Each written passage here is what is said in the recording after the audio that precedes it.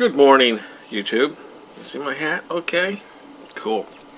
Now, as you all know, today was the day that Barr released the redacted version of the Mueller report.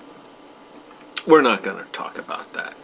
Instead, we're going to talk about the 2020 election and Wall Street and the choice that Wall Street has to make in regards to who they're going to support.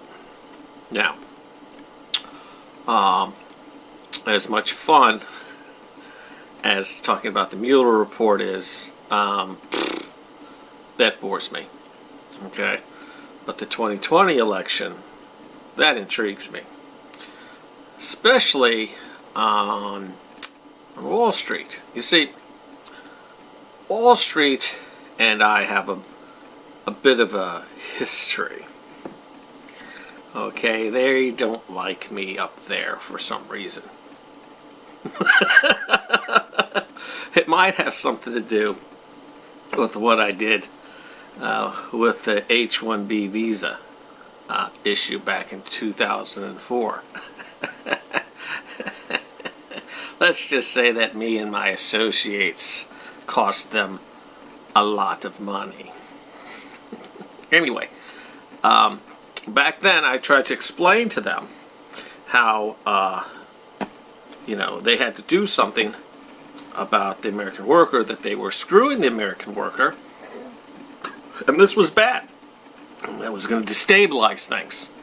And of course, greedy bastards that they were, decided to ignore me and my suggestions, and then decided to be all spiteful and screw with my ability to make a living for some reason. But payback's a bitch, isn't it, fellas? Anyway, back to the topic at hand. Now, Wall Street has pretty much always had their way. Okay, whoever was the candidates or the nominees for either party, they were going to do whatever Wall Street wanted them to do. Okay, so in the 2016 election, the reason why I threw my support behind Trump is because Trump was not going to do whatever Wall Street wanted. He was going to look after the American worker. And I certainly wasn't going to support that witch Hillary, okay, who they wanted to win. Okay, and given the choice, whatever happens, Trump gets elected. Now we're looking at 2020, and it looks to me that there's a really good shot that Bernie Sanders is going to get the nomination for the Democratic Party. And if that happens, and by the way, I would love to see that happen, Wall Street is going to have a really bad situation in their hands because neither of the mainstream candidates is going to be their bitch. Okay?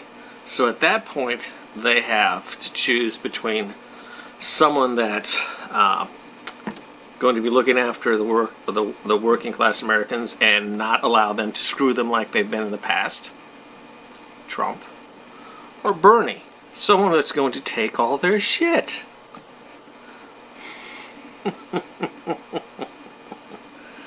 I'll be honest, I'm going to work for Trump in the election, but if Bernie were to get elected, spiteful bastard that I am, I wouldn't be that upset.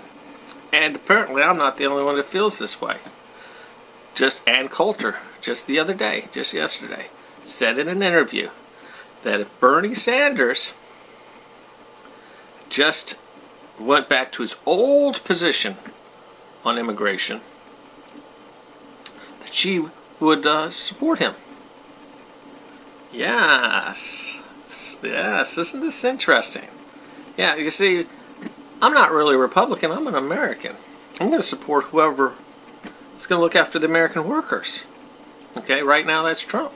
Now, I've thrown in with Trump, so I'm going to be with him to the bitter end.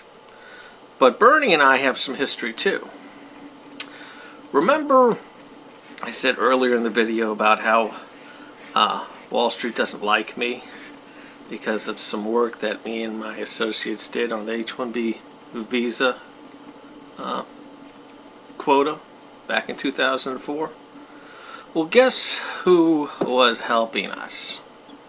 That's right, Bernie Sanders, also a congressman from Colorado that maybe you guys don't know, Tom Tancredo, okay, and Lou Dobbs.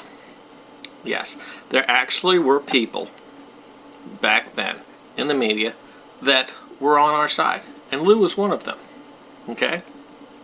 So yeah, so that's why I still have some loyalty to Bernie, because at least he tried. And we did make him, what was it? We made him shrink from 195,000 visas to 65,000 a year. So that means what? Those tech companies lost 130,000 visas a year, and each one of those visas issued represented a $40,000 per year savings for them. Those visas were on an average for 5 years. So for every one of those visas we cost Wall Street, that comes to, what's 40 times 5? $200,000. And there was 130,000 less of those visas every year. Till today, it's still 65,000. Yeah, they don't like me. Anyway, so to review, if Bernie Sanders gets the Democratic nominee and Trump keeps going and he becomes the nominee of the Republican Party, Wall Street is going to have a very difficult choice ahead of them, and that makes Billy feel very good inside. Anyway, I hope you enjoyed the video.